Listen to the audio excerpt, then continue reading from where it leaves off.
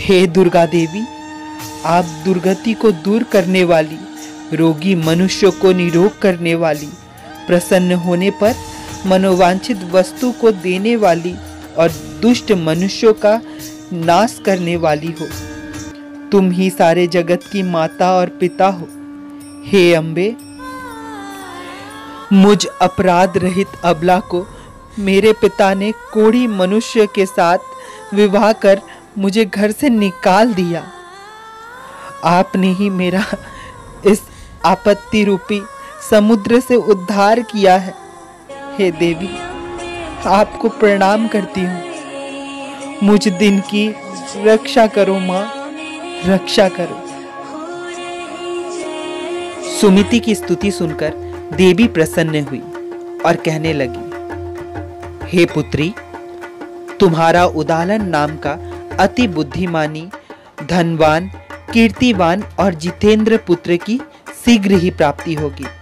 ऐसा भगवती दुर्गा का वचन सुनकर सुमिति बोली कि हे भगवती दुर्गा, अगर आप मुझ पर प्रसन्न हैं तो कृपा कर मुझे नवरात्रि व्रत की विधि और उसके फल को बताइए।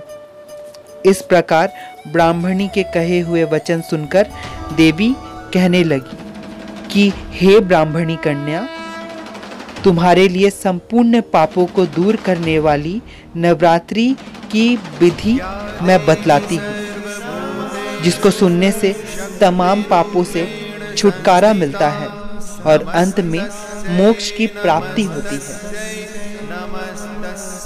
देवी ने सुमिति को नवरात्रि पूजा की विधि बताई और अंतर ध्यान हो गई।